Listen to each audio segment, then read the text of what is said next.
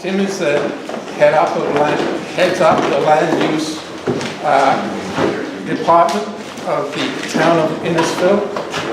You can read a little bit about his background on that sheet, bio sheet.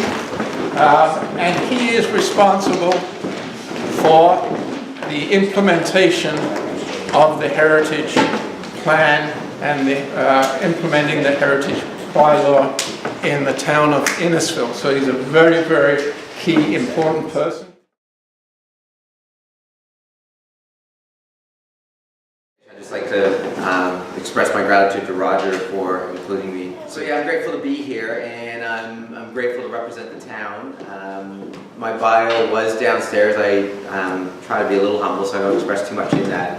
I have been a planner for 18 years, and my career has been basically broken into thirds. So a third of it overseas, a third of it back here locally, and then a third of it happily and enthusiastically at the town of Innisfil. So, and adding to those credentials, Deputy Mayor Dolan wanted me to mention about my previous experience scooping ice cream in the town of Cookstown, in the village of Cookstown. Can't say I ever thought I'd be here, actually, from those days. So it's exciting to be here. And without the efforts and the passion of everyone in this room, I think, and taking time out of your Saturdays, we wouldn't be able to move Cookstown forward the way that we'd like to do. So this is the agenda. So basically I've split it into two parts. One is basically introducing the Heritage Conservation District Plan.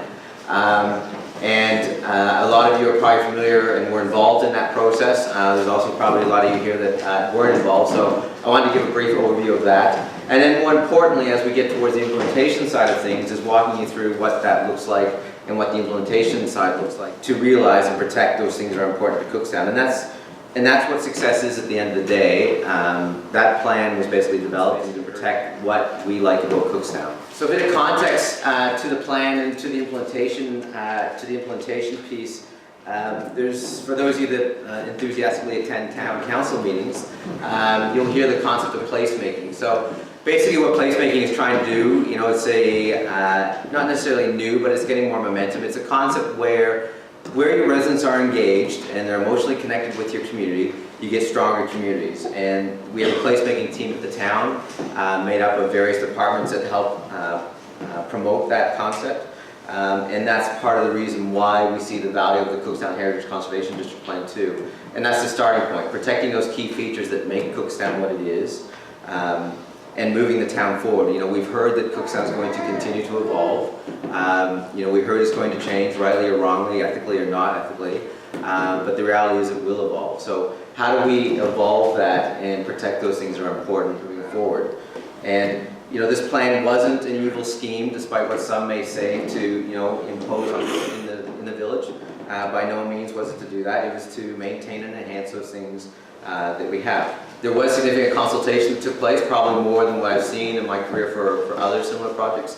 And the idea of that consultation was to develop a practical approach and minimize the complexity of it. And at the same time provide a reasonable guide or a decent guide for people in the community to know what they're dealing with moving forward and to know what this Heritage Conservation District means for them and to benefit the owners and the community both at the same time through stability and building on the strengths of Cookstown. So it is the Heritage Conservation District Plan, so try not to overlap too much with some of the marketing examples this morning, but basically it looks at the cultural heritage resources of those of historic value and those of architectural value. So the historic values are those things that take us back in time, whether it be socially, culturally, politically, or physically, and also examples of outstanding works done by historic personalities within the community. And we're talking with some of those characters today. Hearing some of those stories today are pretty neat. You don't realize how woven into a community some of these personalities are until you start to dig into the heritage of a place.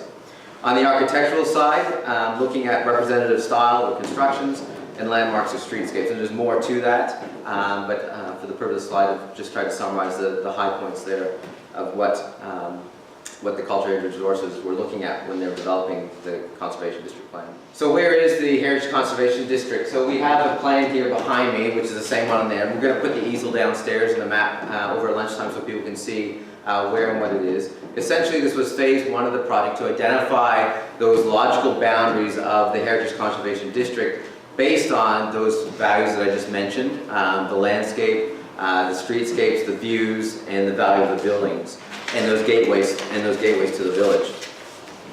Within that, those groups A and B properties, those are red and blue on the screen, those basically make up properties out of those 226 in the boundary.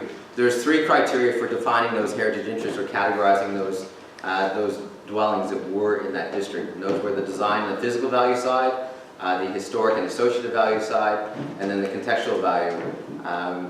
And whether you're an A, B, C, or D village, how many of those criteria that you met. So I don't want to get into it too deeply. The full plan is on the site. It's been reviewed a couple of times as part of that process for accuracy. So the goals of the HCD. So we know what it is, we know where it is. Now, what do we do and what do the goals want to do? So these are the 5 main goals that were embedded in the Cookstown HCD. The buildings, obviously retaining, conserving, and adapting those buildings, and providing guidance for complementary development to those buildings, particularly those A and B buildings that are important for meeting those heritage features. Next is the cultural heritage landscape, so that's the wider fabric that those buildings sit within, and those streets of Cookstown that we recognize. It's the vegetation, and it's public and private resources. So it's the public realms in terms of the streets, it's the private realms in terms of front gardens and the presence of those buildings along those streetscapes. There's the land use side. Of most notice is the main streets that Cookstown is fortunate to have.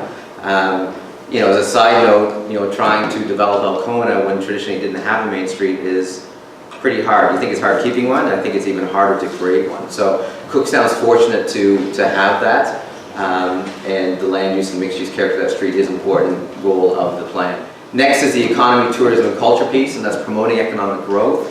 We have a philosophy that if we get it right for the residents, we'll get it right for the tourism side and the economic development side. The HCD focused on that. And then number 5 was probably the most important, was the process, and how do we make that practical?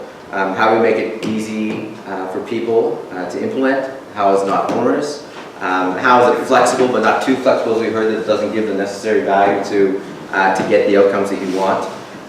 Educating and guiding people through that process, and then obviously the funding piece as well, which I'm talking a little bit more this afternoon with respect to community improvement plan funding that was developed parallel to the HCD. So do I need a heritage permit? Surprisingly, I haven't been asked that question too much. Just for background, there's been 2 heritage alteration permits that have been issued since the plan came into effect, and they were both considered minor, those applications. If they're not minor alteration, quite often the answer is no, you don't. And the reason for that is that the Heritage Conservation District doesn't apply to the interior renovations. It doesn't apply to exterior repainting. It doesn't apply to alterations that are essentially out of the public view.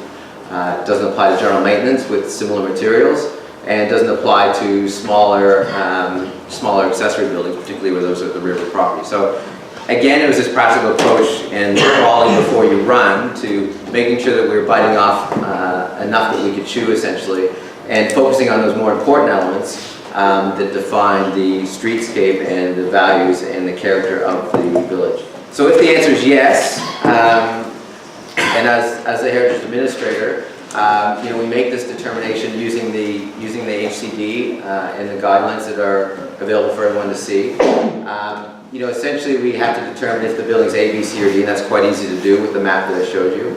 And those major applications are, fairly obvious, I would think. It's new buildings, it's additions, it's demolitions. And those applications essentially are much like a planning application. So there's a higher level of information that's required. There is a report that would go to council with the input of the Heritage Committee with a recommendation from staff to determine those applications with the recommendation from staff and including any consultation that was involved in that recommendation to determine if that major alteration or change to the district was appropriate. On the minor side, to help facilitate the process that I mentioned in terms of being practical and responsive, and I think there's going to be someone speaking today after me about this, is that we try and, with the guidance of the plan, and by putting significant effort into that plan, there is significant information there for us in place to make decisions. I don't want to say quickly to downplay what goes into those decisions, but we can turn around those decisions efficiently by looking at those guidelines. And the minor alterations include windows and doors, new driveway and significant landscaping, painting unpainted masonry, obviously wall cladding and roofing, those things that have the potential impact on what that building looks like.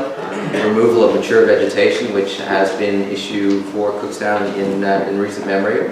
And of course, wall-mounted signage, not in the residential areas, obviously, but certainly in the commercial core. This is the application form, so it's, you can't read it, but I guess I just wanted to put it up there to show you that it's not onerous. I don't think it's onerous compared to other forms that I've seen. The idea was to make it easy, just get the basic information, and certainly work with the inquirer or the developer or the landowner when they come in to go through this form in a fairly easy fashion. There's no application fee, so enjoy the free ride.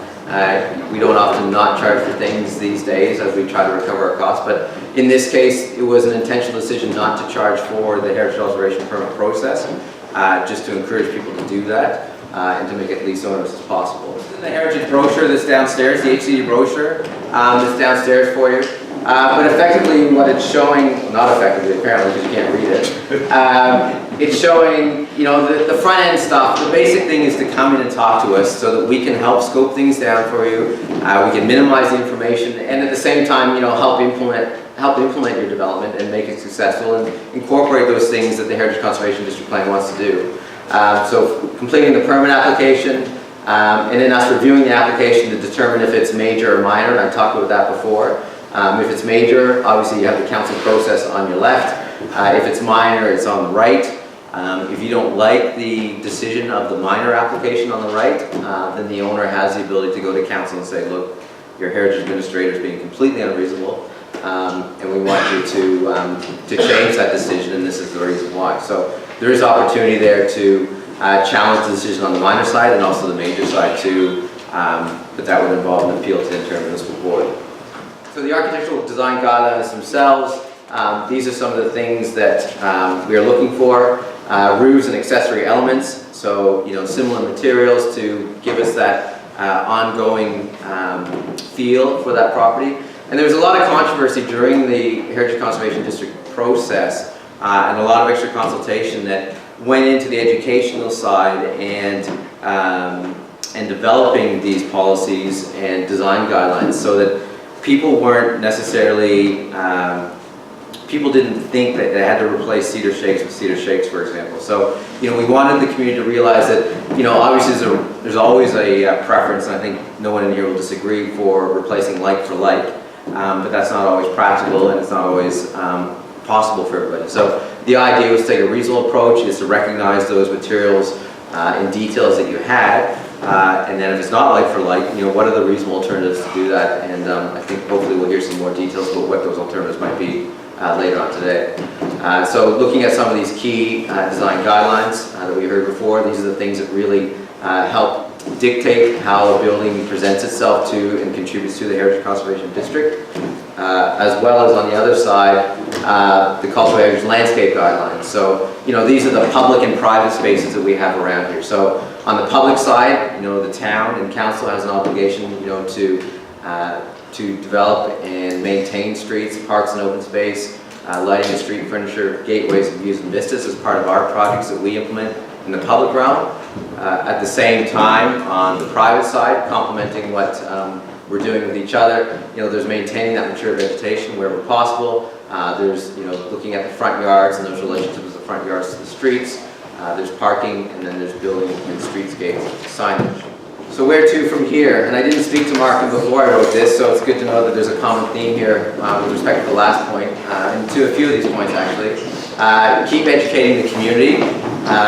This is a key step in that process, and I'm grateful to you as well to giving up your salary, to being here and showing that passion that it's the town to process this in a practical manner and make this process as easy as possible for people.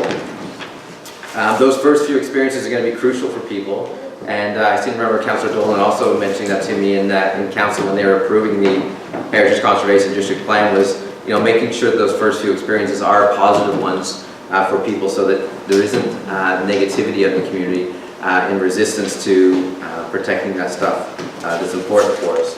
Monitoring and evaluation, improving and learning from that, and then of course as reinforcing what Markham explained earlier was leading by example. So there's the private champions, which I'm looking around and seeing the interest in here. There's a lot of private champions in here today on your properties, but it's also the town too, walking the talk and demonstrating that we are going to be supportive of that HCD moving forward as well.